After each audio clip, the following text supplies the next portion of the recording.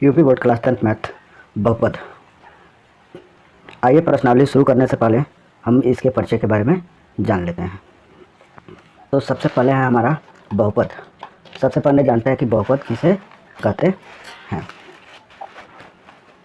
ठीक है, चलिए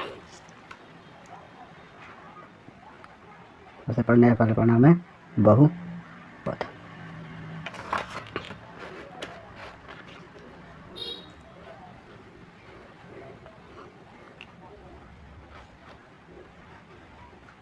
बहुपद तो चर एवं अचर पदों के समूह से बनने वाले व्यंजक को बहुपद कहते हैं। चर और अचर पदों के समूह से बनने वाले व्यंजक को बहुपद कहते हैं। जैसे 2x + 3। ठीक है, तो इसमें 2x हमारा क्या है, चर पद है। साधारण बात भाषा में कहें कि जहाँ क्या हो, अंक न्यूमेरिकल और अल्फ़ाबेट दोनों हो, उसे हम चर पद कहते हैं। और जहाँ केवल आंकिक हो, उसको क्या कहते हैं, अचर पद कहते हैं। अगर दूसरे भाषा में देखें तो चर पद उसे कहते हैं जिसका मान क्या होता है, बदलता रहता है, उसे चर पद कहते हैं। और अचर पद जिसका मान नहीं बदलता है, नियत कांस्टेंट रहता है, उसको क्या कहते हैं, अचर पद कहते हैं। ठीक है, एक और एग्जांपल लेते हैं। 3x² + 2x + 5। यहाँ पे 3x² और 2x हमारा क्या है, अचर पद है, क्योंकि दोनों में अल्फ़ाबेट और न्यूमेरिकल दोनों हैं। ए हमारा चर पद है और 5 हमारा क्या है, अचर पद है। ठीक है, ए हमारा क्या है, चर पद है और 5 क्या है, अचर पद है। तो अभी हम पढ़े चर और के समूह से बनने वाले व्यंजक को बहुपद कहते हैं। ठीक है, दूसरी चीज़ हम बात करते हैं कि बहुपद का घात। बहुपद का घात, ठीक है, तो चर x के बहुपद px में x का उच्चतम घात बहुपद का घात कहलाता है। चर x के बहुपद px में x का उच्चतम घात बहुपद का घात कहलाता है। ठीक है, जैसे हम एग्जांपल लेते हैं 5x + 3। तो यहाँ x पे उच्चतम घात क्या है, 1 है, अर्थात ये एक घात का बहुपद है। दूसरा एग्जांपल लेते हैं 2x² + 3x + 5। यहाँ पे हमारा x का उच्चतम घात 2 है, तो ये क्या है, 2 घात का बहुपद है। ये 2 घात का बहुपद है। एक और एग्जांपल लेते हैं 3x³ x³ + 5x² + 2x + 8। यहाँ पे हमको दिख रहा है कि x का उच्चतम घात 3 है, तो उच्चतम घात ही क्या कहलाता है, बहुपद का घात कहलाता है। तो ये 3 घात का बहुपद है। ठीक है, x का सबसे बड़ा घात ही बहुपद का घात कहलाता है। चलिए घात के बाद से हम देखते हैं कि बहुपद का शून्यक। ठीक है, बहुपद का शून्यक। बहुपद का शून्यक x का वह मान होता है जिसे बहुपद px में प्रतिस्थापित करने पर बहुपद का मान शून्य हो जाता है। पूरे बहुपद का मान क्या हो जाता है, शून्य हो जाता है। ठीक है, बहुपद का शून्यक वह मान होता है, x का वह मान होता है जिसे बहुपद px में प्रतिस्थापित करने पर बहुपद बहुपद का मान शून्य हो जाता है, का मान शून्य हो जाता है। ठीक है, जैसे एक एग्जांपल लेते हैं, जैसे एक एग्जांपल हम ले रहे हैं 4x माइनस 8, ठीक है, और इक्वल टू शून्य। तो 4x 8 इधर माइनस है, इधर जाएगा तो हमारा हो जाएगा प्लस है। ठीक है, 4 का इधर मल्टीप्लाई है, इधर जाएगा तो डिवाइड हो जाएगा, 4 का इधर गुणा है, इधर जाएगा तो डिवाइड हो जाएगा। x बराबर हो जाएगा 8/4। ये काटेंगे 4 दूनी 8। बहुपद का शून्यक हमको प्राप्त हो गया क्या चीज़? 2। मतलब ये 2 मान हम क्या करें, बहुपद में रख दें तो इस बहुपद का मान कितना हो जाएगा? शून्य हो जाएगा। चलिए रख के चेक करते हैं। 4x माइनस 8 हमारा बहुपद था, तो हम मान को क्या करते हैं, इसमें पुट करते हैं, वैल्यू को पुट करेंगे। तो x का मान हमको 2 पुट करना है, माइनस 8। ये हमारा हो जाएगा 4 दूनी 8, 8 में 4 जाएगा, ये कितना? पूरे बहुपद का मान क्या आ जाएगा? शून्य आ जाएगा। ठीक है, अब नेक्स्ट हम देखते हैं कि बहुपद की पहचान कैसे करेंगे, कि कौन सा बहुपद है और कौन सा बहुपद नहीं है। चलिए बहुपद के पहचान को देखते हैं कि बहुपद के पहचान का तरीका क्या होता है, क्योंकि बहुपद का पहचान करना भी बहुत अनिवार्य है। बहुपद की पहचान,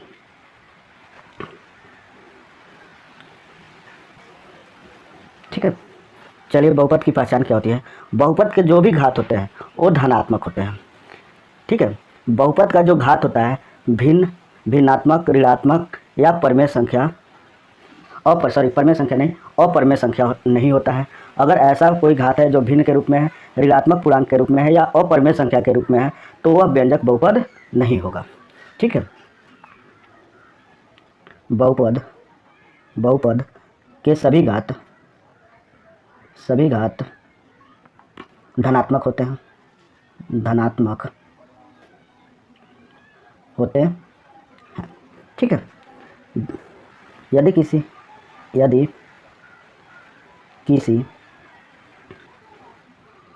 व्यंजक का घात, ठीक है, भिन्न हो या ऋणात्मक हो, ठीक है, या अपरिमेय संख्या हो तो व्यंजक बहुपद नहीं होगा। चलिए एग्जाम्पल लेते हैं, जैसे 2x² plus x plus t। तो यहाँ पे बहुपद का घात क्या है? 2 है, वो भी धनात्मक है। तो एक दो घात का बहुपद है और धनात्मक घात है, इसलिए क्या है? बहुपद है। ठीक है, एक और एग्जाम्पल लेते हैं, y² प्लस √5। तो यहाँ पे हम देख रहे हैं y का घात क्या है? 2 है, और क्या है? 2 घात है और धनात्मक घात है, तो ये भी क्या होगा? बहुपद होगा। लेकिन एक एग्जाम्पल लेते हैं हम, कड़ी में x प्लस कड़ी में 5। तो कड़ी में x देखते हैं कि x पे कड़ी में कोई संख्या रहती है, मतलब उस पर 1/2 घात होगा। यहाँ x पे कितना घात होगा? 1/2 घात होगा, जो भिन्न के रूप में है। ठीक है, x पे कितना घात है? 1/2 घात है, भिन्न के रूप में घात है, अतः 1/2 घात है, और बहुपद का घात भिन्न के रूप में नहीं होता है, ये बहुपद नहीं है, बहुपद नहीं है। इसी तरह एक और एग्जाम्पल लेते हैं, x पे -1 घात प्लस 2। यहाँ पे x पे कितना घात है? -1 घात है, ऋणात्मक घात है, अतः यह बहुपद नहीं है। ठीक है, मतलब धनात्मक घात हो, कोई घात क्या हो? एक धनात्मक पूर्णांक हो, तभी घात हो बहुपद होगा। अगर घात क्या हो? ऋणात्मक हो, भिन्नात्मक हो, या घात अपरमेय के संख्या के रूप में हो, तो वह बहुपद नहीं होगा। ठीक है, चलिए आगे फिर देखते हैं।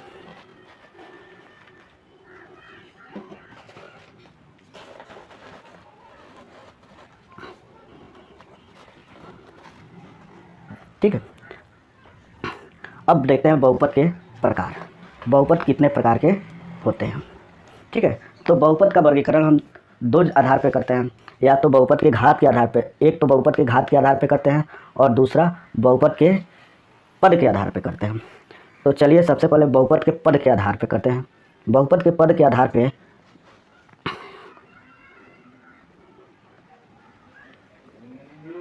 पदों के आधार पर बहुपद का वर्गीकरण, बहुपद का वर्गीकरण, ठीक है। पद के आधार पे बहुपद को 3 भागों में बांटते हैं। पहला है एक पदी बहुपद, ठीक है, जिसमें केवल एक ही पद होता है, जैसे 2x या 3x² या 5x का क्यूब, ठीक है, 5x का क्यूब।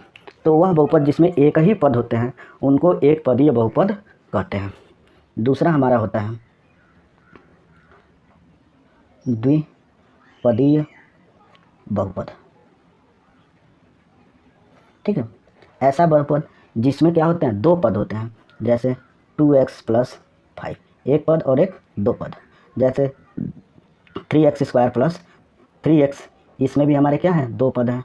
जैसे 5x + 8, इसमें भी क्या है, 2 पद हैं। तो ऐसे बहुपद जिसमें 2 पद होते हैं उनको द्विपद बहुपद कहते हैं। तीसरा हमारा है त्रिपदीय बहुपद, त्रिपदीय बहुपद।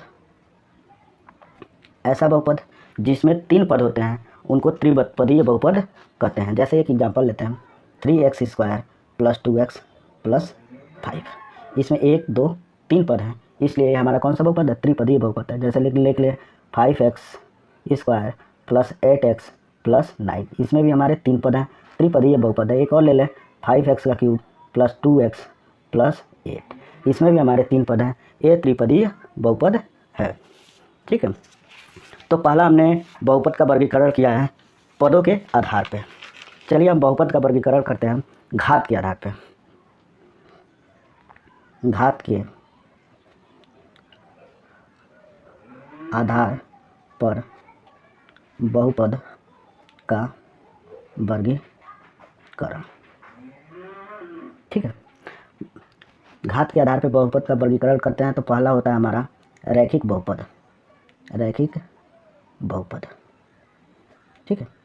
ऐसा बहुपद जिसमें x का घात कितना होता है, 1 होता है। जैसे हम लिख दें 4x + 3, यहाँ पे x का घात कितना है, 1 घात है। एक घात के बहुपद को क्या कहते हैं, एक घात के बहुपद को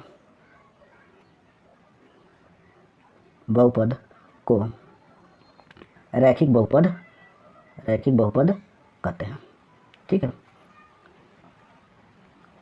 जहाँ एक x का घात हो 1, वैसे बहुपद को रैखिक बहुपद कहते हैं। जैसे 8x + 5, यहाँ पे भी x का घात कितना है, 1 है। तो एक घात के बहुपद को रैखिक बहुपद कहते हैं, ठीक है, समझ में आ गया। दूसरा हमारा है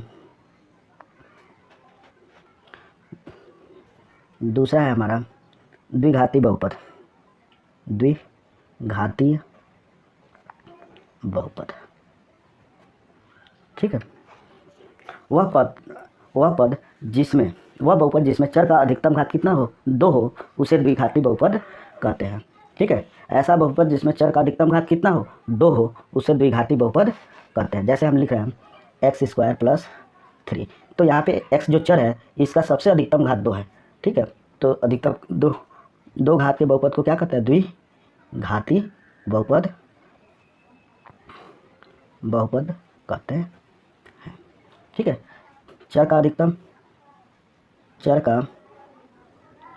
अधिकतम घात 2 होता है, ठीक है। द्विघाती बहुपद में चर का अधिकतम घात कितना होता है, आगे लिख देते हैं। द्विघाती बहुपद में चर का अधिकतम घात 2 होता है, ठीक है। एक और लिख रहे हैं, जैसे 3x² + 5x + 8, यहाँ पे चर का अधिकतम घात 2 है, इसलिए कौन सा बहुपद है, द्विघाती बहुपद है, ठीक है। इसी तरह तीसरा होता है त्रिघाती बहुपद,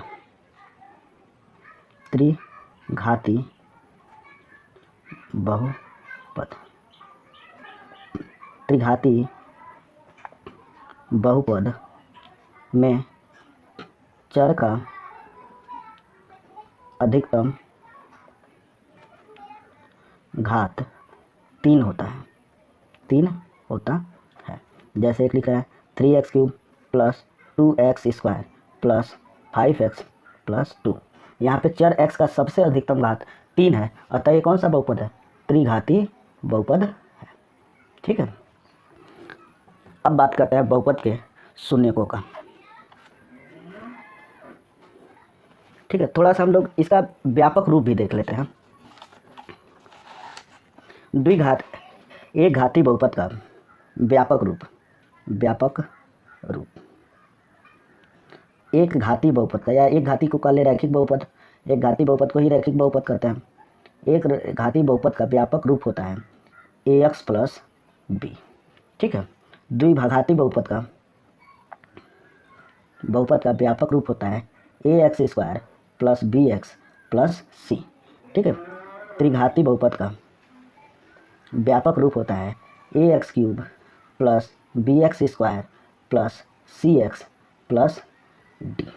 रैखिक बहुपद का व्यापक रूप क्या होता है? ax plus b। द्विघाती बहुपद का व्यापक रूप होता है ax² plus bx plus c, और त्रिघाती बहुपद का व्यापक रूप होता है ax³ plus bx² plus cx plus d। ठीक है, एक घाती बहुपद का बात करते हैं रैखिक बहुपद। एक घाती बहुपद या रैखिक बहुपद, रैखिक बहुपद का एक शून्यक होता है,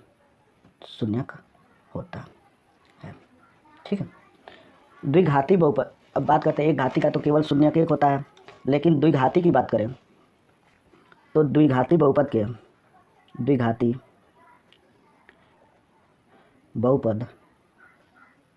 के दो शून्यक होते हैं। ठीक है, पहले शून्य को अल्फा से, ठीक है, अल्फा से, और दूसरे शून्य को बीटा से व्यक्त किया जाता है। ठीक है, द्विघाती बहुपद के दो शून्यक होते हैं, पहले शून्य को अल्फा से तथा दूसरे शून्य को बीटा से व्यक्त किया जाता है। ठीक है, आइए इनके शून्यकों के बीच का रिलेशन देखते हैं, द्विघाती बहुपद के शून्यकों के बीच का संबंध। तो सबसे पहले योग का संबंध देखते हैं। द्विघाती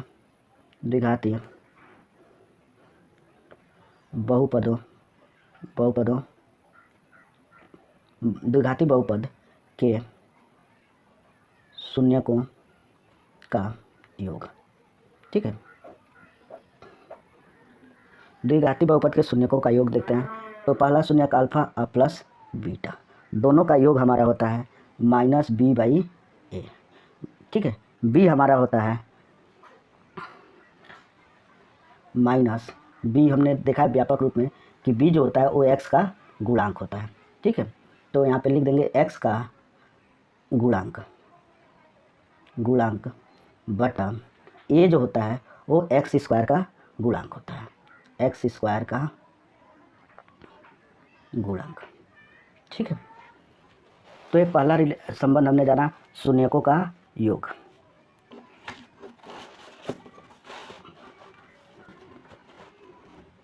ठीक है, आइए इनके दूसरे संबंध को देखते हैं, शून्यकों का गुणांक नहीं, शून्यकों का गुणनफल।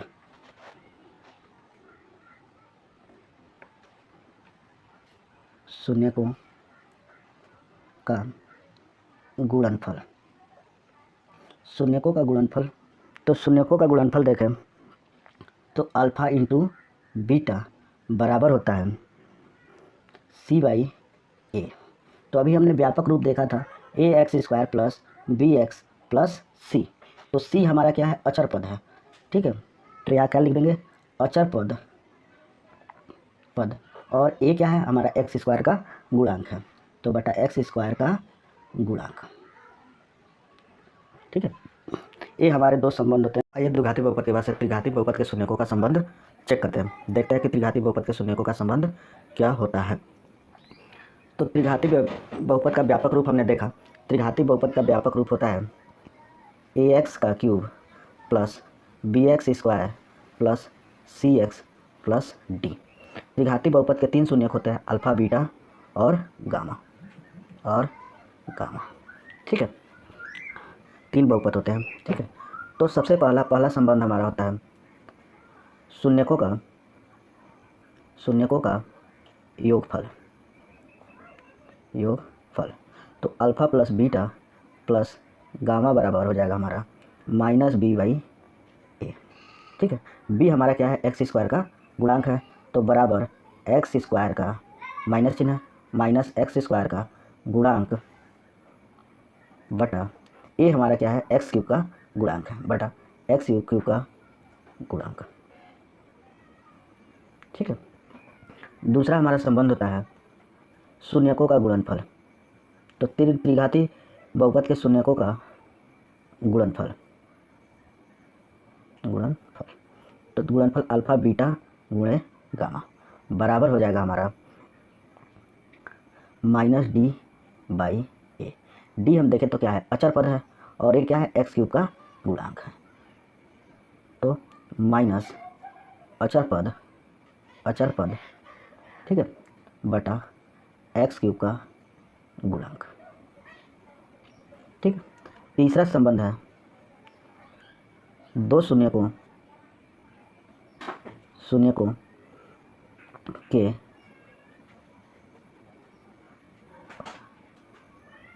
गुणनफलों का योग। तो 2 शून्यकों को साथ लेके जब गुणनफल करके इनका योग करेंगे तो alpha plus beta gamma plus gamma alpha हमारे 2 शून्यकों का गुणनफल है, और इन गुणनफलों का योग। तो ए हमारा होगा माइनस सी, माइनस नहीं होगा, सी बाई ए, यहाँ पे माइनस नहीं होगा। ठीक है, तो सी हमारा क्या है, एक्स का गुणांक है, एक्स का गुणांक बटा ए हमारा है एक्स क्यूब का गुणांक। ठीक है, अब बात करते हैं द्विघाती बहुपद का सूत्र क्या होता है। अगर हमको शून्यक पता हो, द्विघाती बहुपद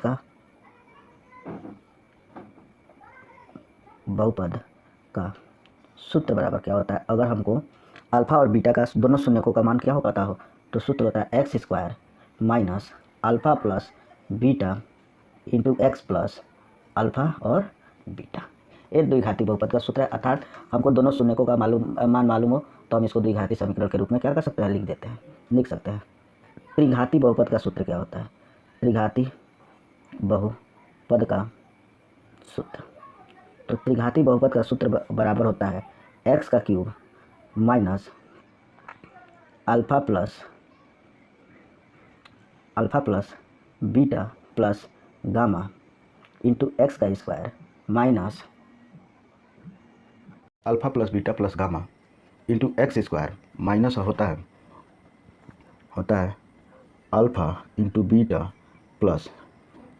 beta gamma plus gamma alpha minus alpha beta gamma, यहाँ पे एक्स का गुणा होता है।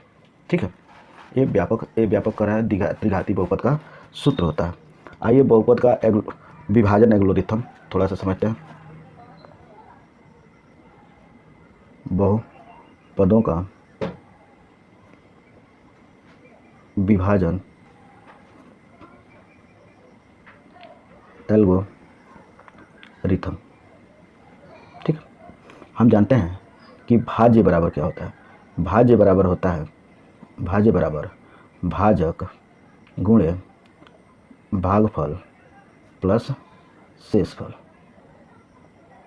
ठीक है, भाज्य को लिखते हैं पी एक्स, भाज्य को क्या लिखते हैं पी एस, और भाजक को लिखते हैं जी एक्स, और भागफल को लिखते हैं क्यू एक्स, तथा शेषफल को लिखते हैं आर एक्स।